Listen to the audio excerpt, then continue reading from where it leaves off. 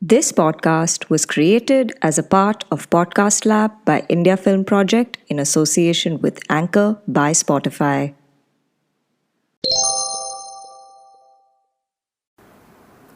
I think writing, storytelling, and creativity bring people together. We are dipped in so much information, news, and facts that these mediums tie them together by humanizing the experience and emotion behind them so well. And they help people to connect with things in a more meaningful way.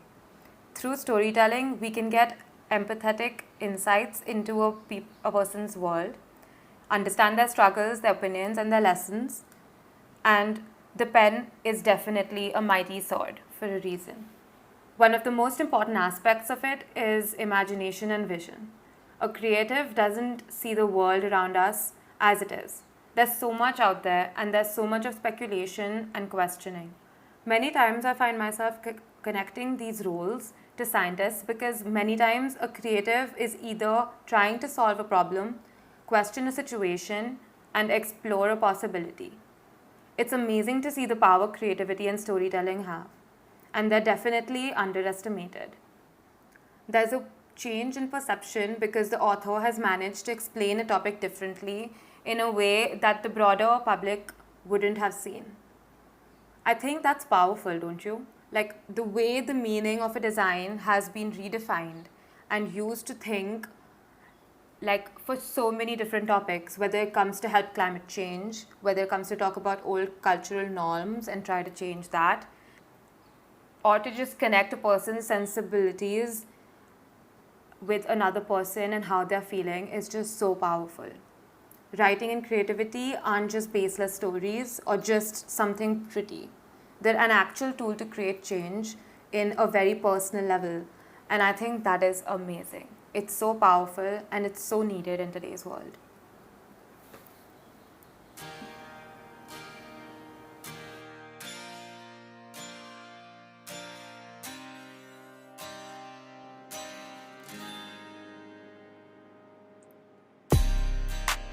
Hey everyone, welcome to the Closet Writer Chronicles. I'm your host Sangeeta, aka the Moody Marshmallow. You just heard our guest for today, Sudeeksha Somani. Sudeeksha is a graphic designer and the founder of Body Talk, which is a zine, or rather a platform that breaks stigmas on mental health and redefines body image through conversations, shared experiences, and creativity. Body Talk has been featured by various international communities like ArtsThread, Girl Zine Fair, Design Feed, and more. Sudeeksha has also been named a designer to watch out for by Design by Women. Join me as I talk to her about the journey of Body Talk, the power of art for a cause, and mental health.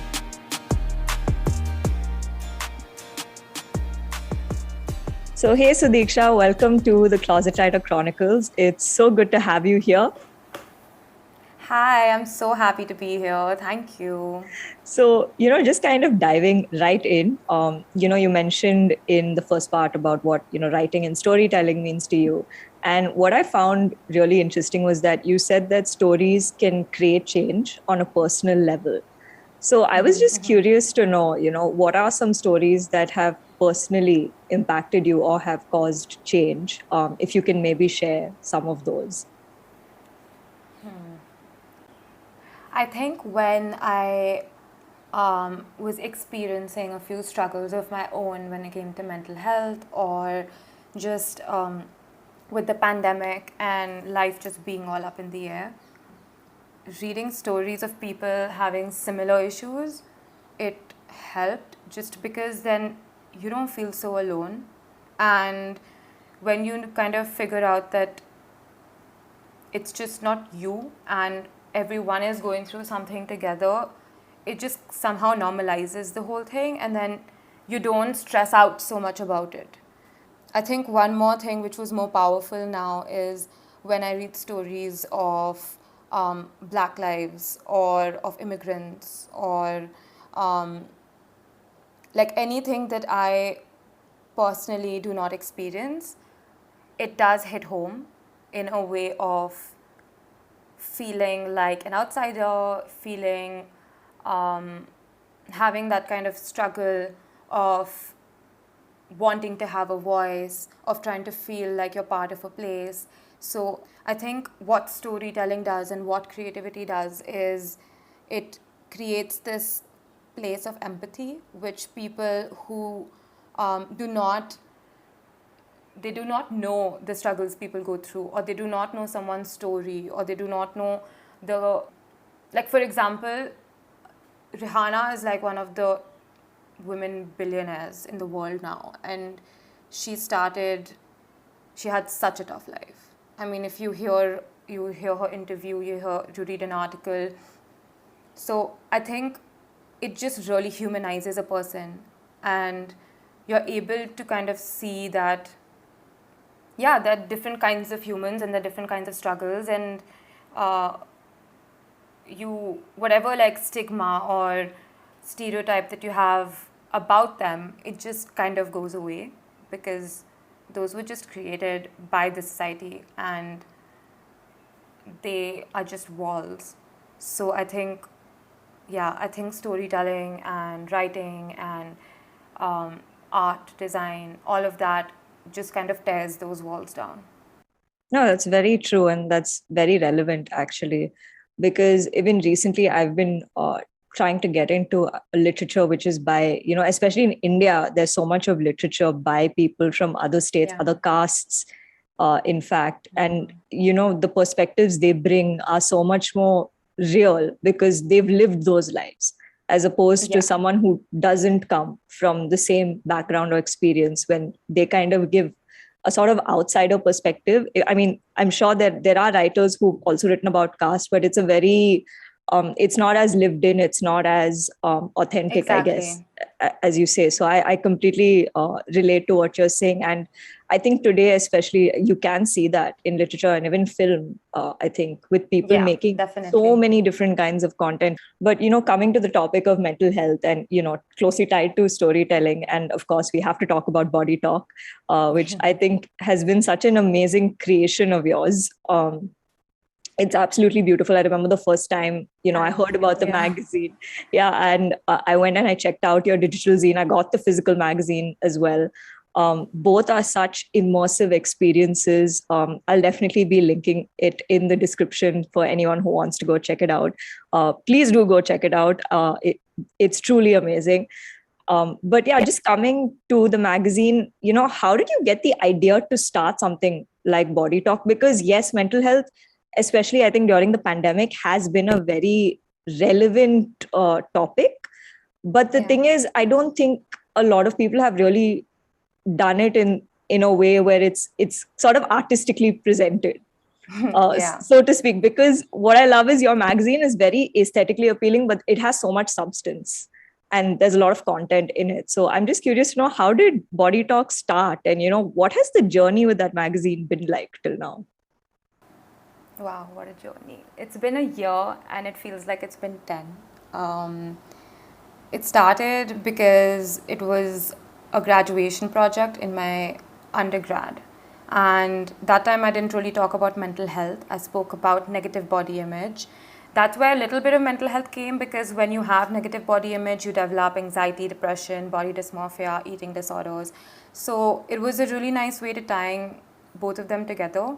But the idea was like then back in 2017, and I found it so incredible when I was researching and gathering information and stories then, that I was like, this is something, these are stories that need to be told. And I think they helped me in a personal level as well, because I am conscious of my body. I was even more conscious before, and I think Body Talk back then, during that research, the very beginning, helped me in so many ways, that I was like, okay, this is something I need to do in the future.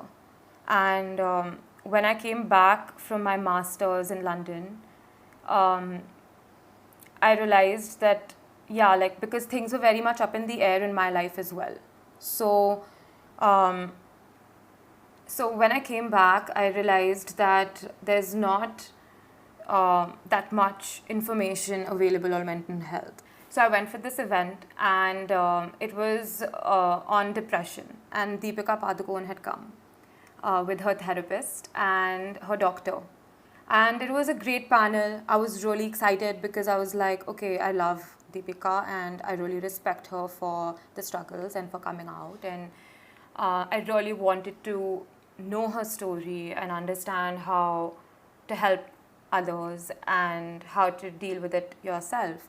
And when I went for it, there were people busy. This is a typical Delhi crowd. People were busy talking about everything other than that around me while they were talking.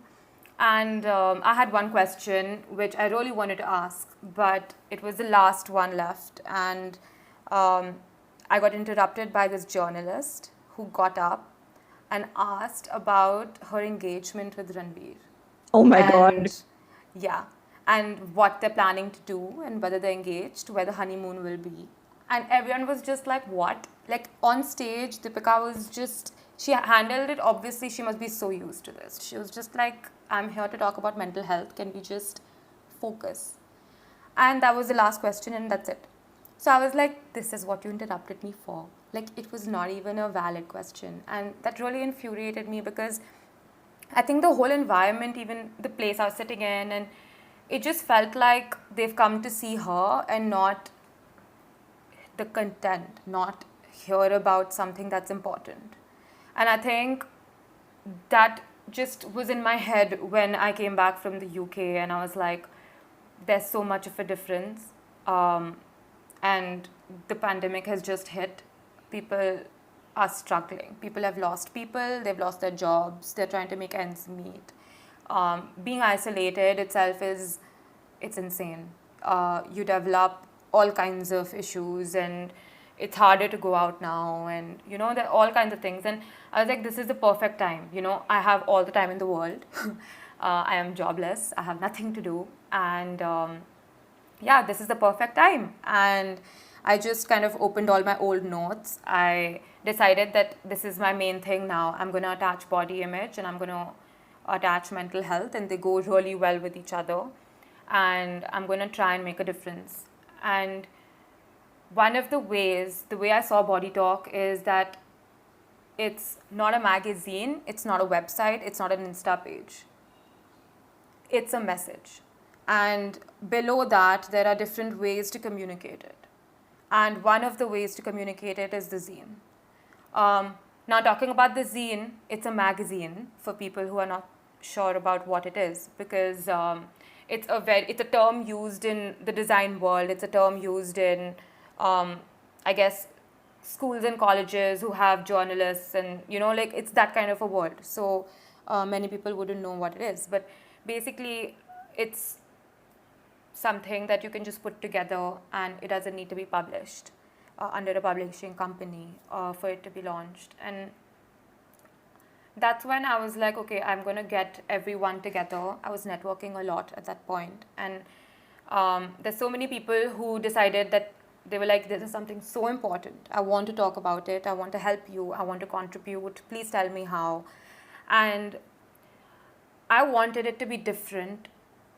And I wanted it to be something that people don't have to just read, like a document or a news, Right.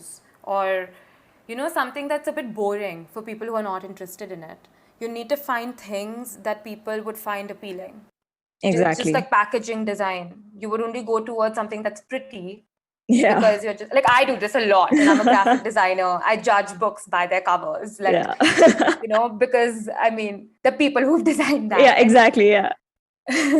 And I think that's why art and design was so important to me, because I think I've been an artist all my life, and then I became a designer, and the one thing that I truly believe is that it's the most effective way to connect to a person's soul.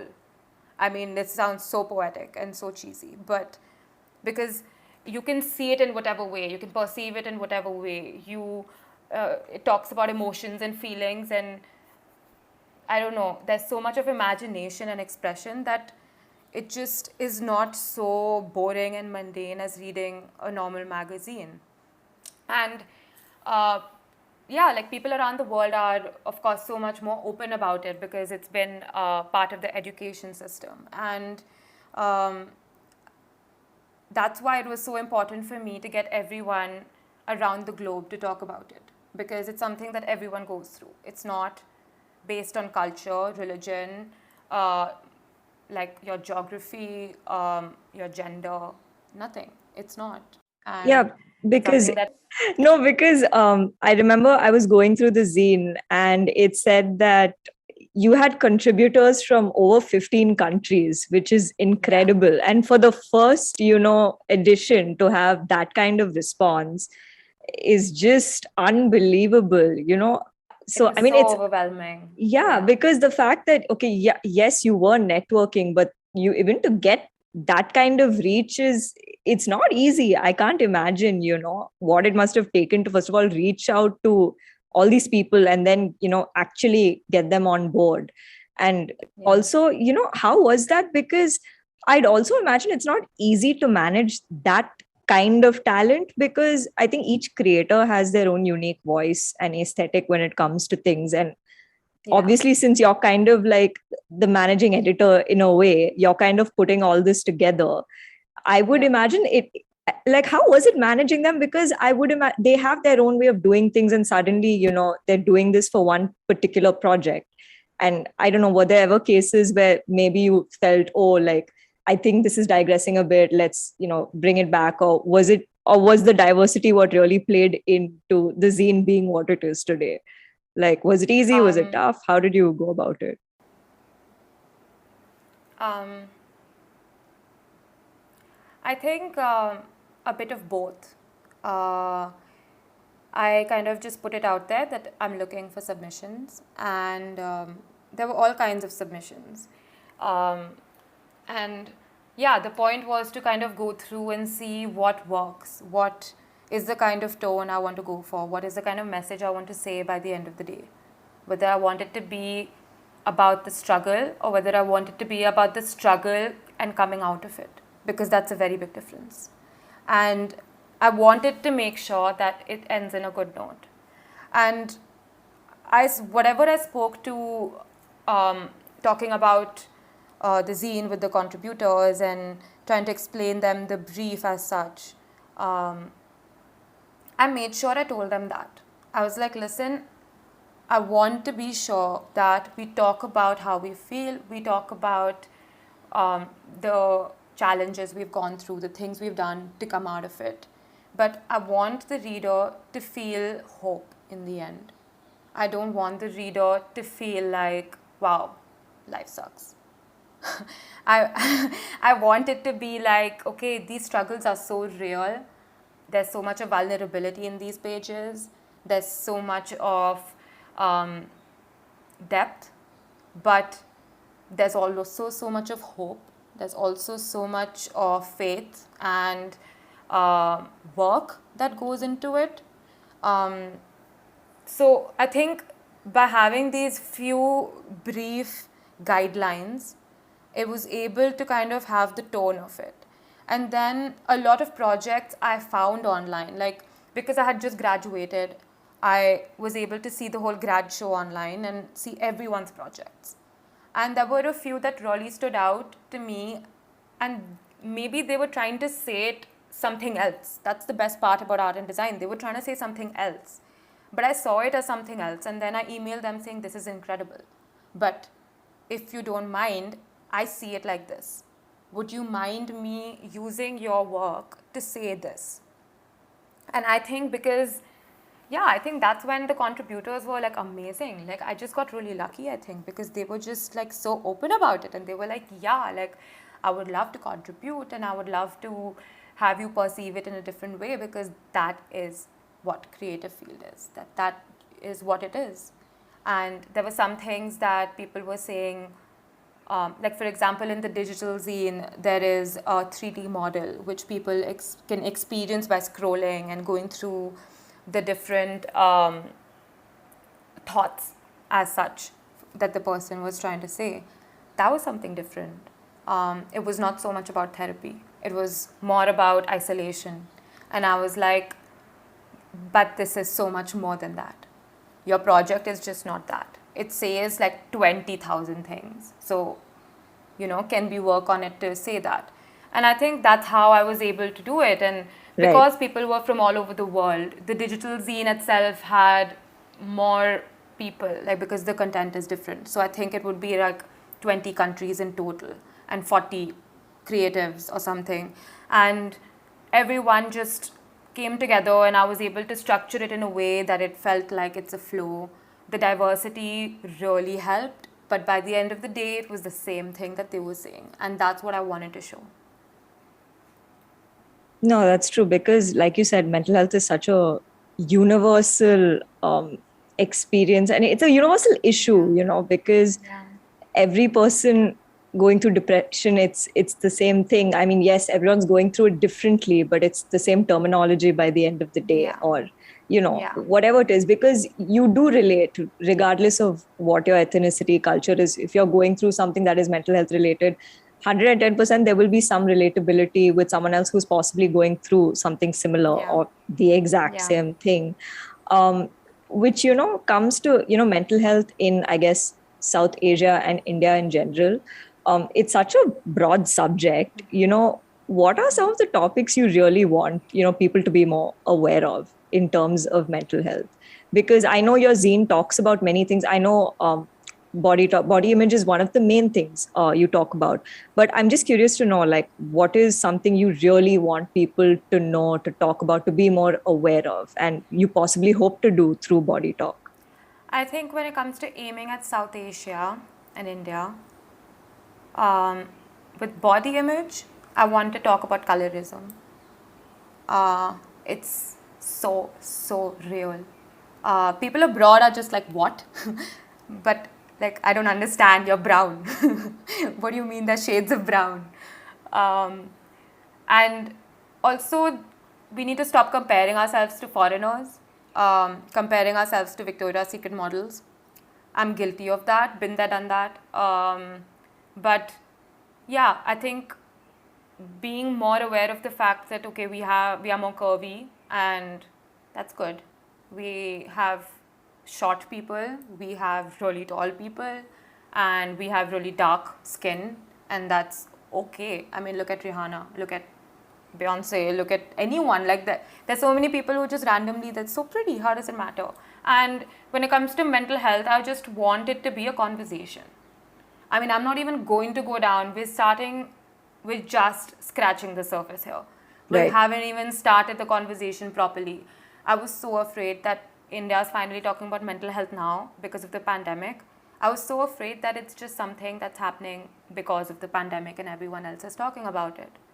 I was like, this needs to, like, I need proof that this is a conversation once COVID is not present. Yeah, Exactly. because Yeah, that's that when is you that is know. very true. Yeah. So I want it to be a conversation. I want people to be like, oh, like, you're feeling low? Okay, here's the contact of a therapist. Why don't you just talk? You're feeling low? Like, why? Do you want to talk about this? I don't want a response of just be busy or just think happily. Or you're getting an anxiety attack. Oh my God, why are you feeling so weird? Why are you under the table? Like, are you weird? Like, these are things that are just, I mean, why are we still in that space? Why are we're so aware of everything? We're so busy following the West, by the way, with everything. Let's just take the good stuff that the West has as well, which is talking about things and just normalizing it. For sure. Because, during the pandemic, I was kind of talking to different people about mental health. And um, I got in touch with this one doctor who, who works for mental health. And he was saying, and I didn't even know till that point, but schizophrenia is actually the second leading risk factor for people who have COVID to die from. The first one being age. Really? Yeah, age Oh, was the I first didn't know one. that. Yeah, people with schizophrenia apparently they don't get proper care if they contract COVID, because as it is, Yeah, they're I can getting, yeah, understand that. it's a very complicated, and it's such a niche situation, but at the same time it's so prevalent, you wouldn't think that it would be like the second leading risk factor for this. And then Yeah. later I read up on it, and I was like, oh my god, this is an actual thing. I wasn't even aware of it till some like a professional came and spoke about it, and I said, oh my god, I had no idea. And then I went and read about it, and it's crazy. So like you said, it is the need of the hour. It has been the need of the hour for I don't know how many years. And like you said, it is high time we started having the conversation, but also at the same time, I think actually doing something tangible. Of course, Yeah. acknowledgement of the problem is the first step, which I think hopefully we're getting there, because I like with initiatives like Body Talk and other NGOs coming into the scene and stuff, and other initiatives, hopefully this conversation will be a lot more prevalent. People will understand it better for sure. But yeah, no, I really want to thank you for doing this for sure, because it is much needed. And I think it'll definitely have a reach because you're reaching out to people from not just in India, South Asia, but literally globally, which is incredible. So yeah, kudos to you for like coming up with this. And I can't wait to Thank see you. where Body Talk goes. No, really, it's amazing. And just on that note, kind of coming back to the magazine, what is the best part of starting a magazine like Body Talk been? And also, what's been the most challenging thing for you? Yeah. The best part was honestly just talking to contributors.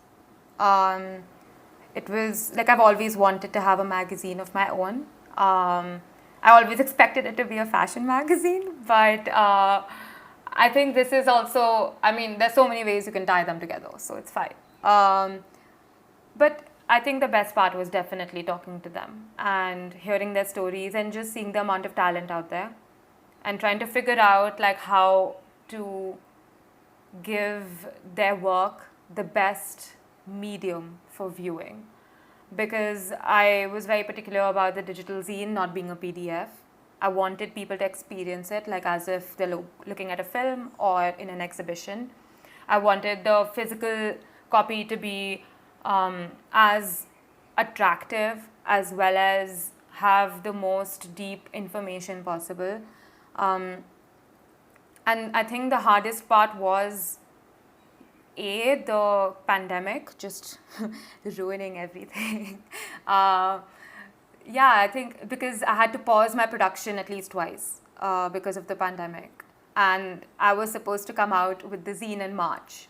And I ended up coming out with it in, I think, June or July. I can't even remember. But yeah, it got delayed like a lot. And the tough part was the fact that I was not able to kind of be there in the printing shop, seeing every single thing. I would just go in for a bit with a mask and, do as much as possible over the phone or, by sending the car here and there. And that was the tough part.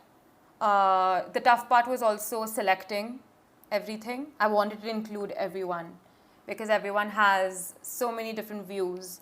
It was a tough time selecting it, and that's when I decided, okay, fine, there's just too much. I want to use all of it. I refuse to listen to people who are like, a magazine should have only 10 things or just 15. And that's when I came up with both the mediums. Yeah, so I think that was the best part, and like I learned a bit of CSS, I learned a bit of HTML while doing the digital zine, and that was fun. Yeah, no, and I think both versions of the zine have come out so incredibly. Like, as I mentioned, they're both such immersive experiences in their own way, which is why I think it's so incredible. I can't even imagine the kind of time and effort you've taken to really build this. And it shows, it really shows. But yeah, again, kudos to you, man. This is an amazing initiative. I can't wait to see what you do with the zine, how it grows from here, because it is only going to grow.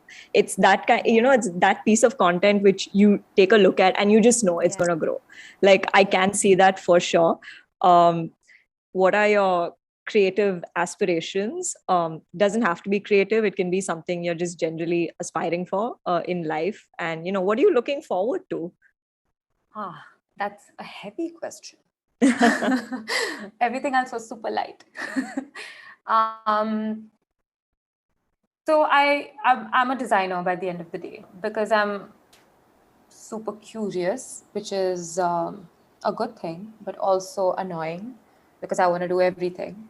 Um, I want to carry on as a graphic designer and work on projects and figure out ways to have conversations about things that need to be spoken Right, about the climate, for example, or about social issues, anything actually, right.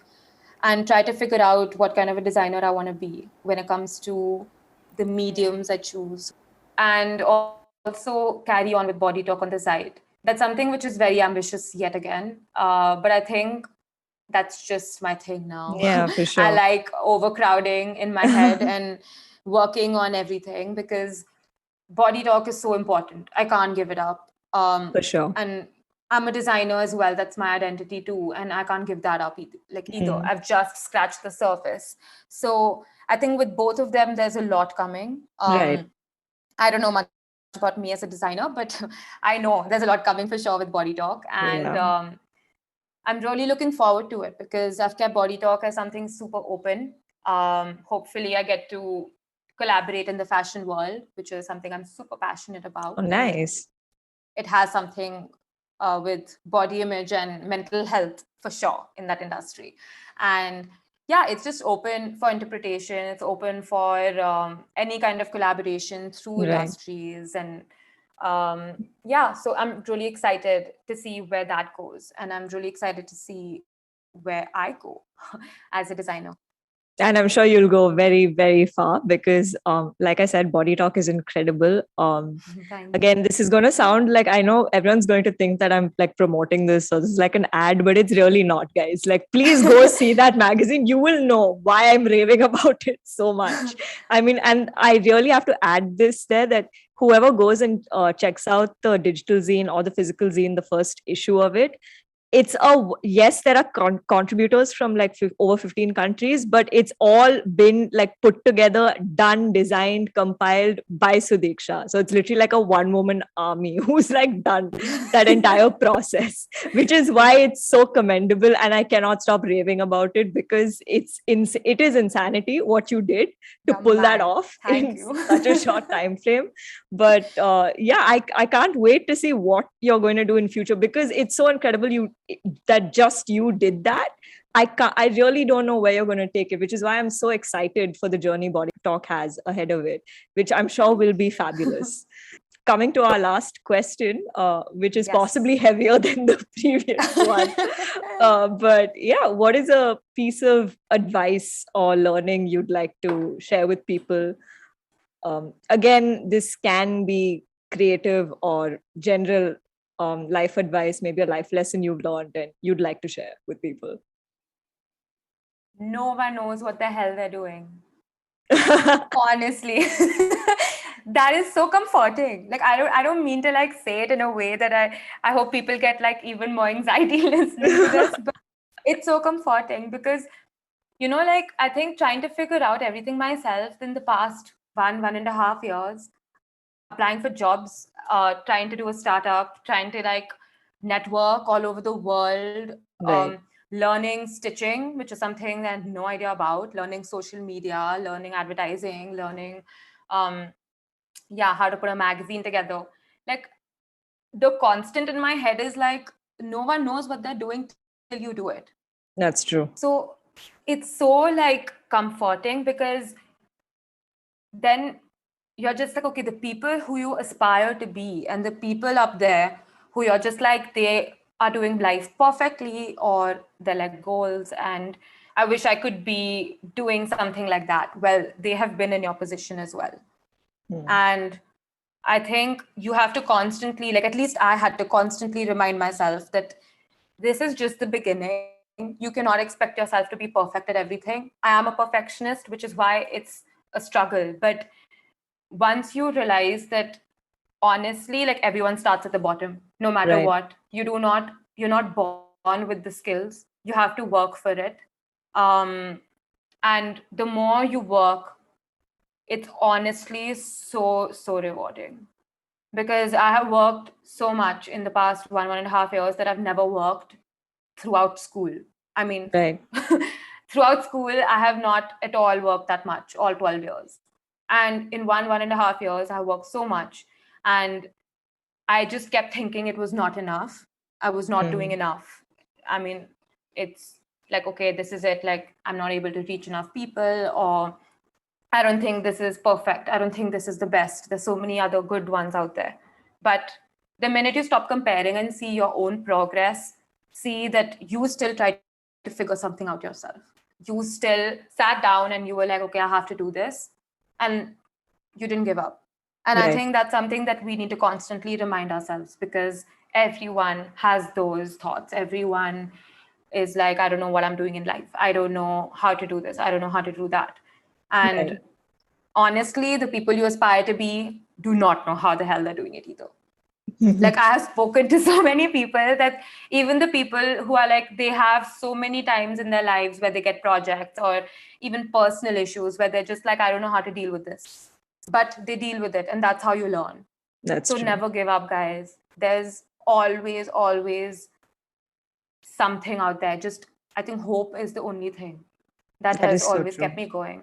No, that is so true, and I think it's much needed, especially in today's times, just with the kind of yes. issues. I think especially with the whole pandemic situation, I think everyone's gone through a very tough time, a low phase, and I think hope is the only thing that's keeping everyone going right now. So yeah, for sure. Yeah. But thank you so much, Sudeeksha. It's been lovely talking to you. I'm so Thank you so happy. much. I'm so happy we had this talk, and I can't wait for this to come out on World Mental Health Day. Oh my So God. yes, this will be coming out That's on World awesome. Mental Health Day. So whoever is listening, please remember to take your mental health seriously. Please remember to take the mental health of your loved ones seriously. It is not shameful to have an issue. It's not a stigma. It's only if we work together, I think, as a society, as individuals, can we actually kind of accept it for what it is and overcome it together. So thank you so Yes. much. Thank you so much for having me. This is amazing. And you're doing such a great job. Like, these things need to be spoken about, and they're out there because of you. So thank you so much. Thank you so much, Sudeeksha. So that was my conversation with Sudeeksha Somani. I'm so glad that I got to release this episode just in time for World Mental Health Day. But remember, the journey doesn't end here.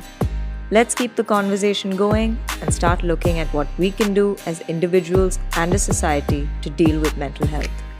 Closing this episode with 2 excerpts from Body Talk narrated by Sudeeksha. I hope you enjoyed the show, and I'll see you next week with a new guest and a new chronicle to share. Talk soon. One of the extracts I'm taking is from an article from the Body Talk zine by Rihanna. It's called The Beauty in Life. Motherhood is a pivotal moment in a woman's life. The transition from woman to mother is massive. Some people say that on the day your baby is born, so do you. You will be born together. Pregnancy comes with a huge change in our bodies, from hormones to the growing and expanding of our physical body, to accommodate the life of another growing body, which can be a hard transition to come to terms with in its own right. Your body, in a way, is no longer just yours. Your organs not only move out of the way, but you also grow a new organ. The feelings and emotions of seeing yourself grow is not always easy, but you know that it is you and your body that can not only grow but nourish a little human is not only mind blowing but a very complex thing. We forget about how powerful our bodies are with such a big task, the task of life. The birth of your baby can be an awakening. It is an amazing, shocking, transformative experience. The only thing I wish I knew much sooner is that I didn't need to feel so ashamed of my body before that moment, before my own awakening. It's interesting how we can only see what's on the outside, but everything else happens on the inside. Hence, it's so important to check in with ourselves, to forgive ourselves. to have self compassion, to realize I am a human being and therefore I am not perfect. It has taken me 18 years to realize this. 3 of those were in therapy. They have been the most insightful part of my life, together with a lot of self development, for me to come out at this point, and that's okay. We all learn at a different pace, but I hope my daughter doesn't need to wait until she becomes a mum to realize how powerful her body, and her mind are. I hope she has self compassion and love from a younger age. I hope she respects herself for who she is, because that is what makes her beautiful. That is the true beauty of life. The reason I read this is because A, there's so many people getting pregnant now, and also that it's something that's really not spoken about enough. The struggles a woman goes through, the emotions, the roller coaster, the body changes, the body image. It's just about getting pregnant and giving birth. The in between is literally when the mother is born again.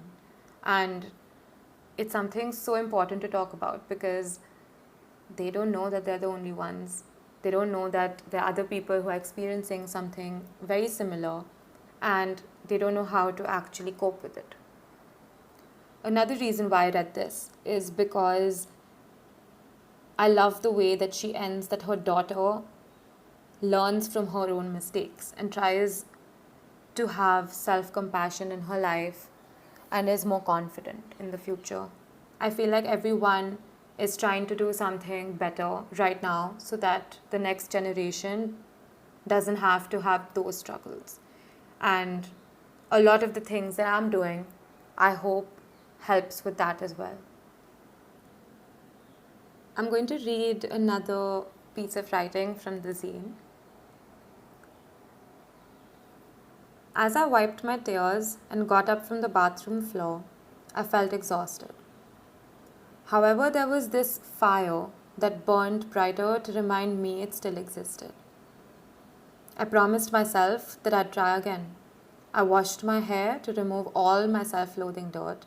I had grown and started nurturing myself.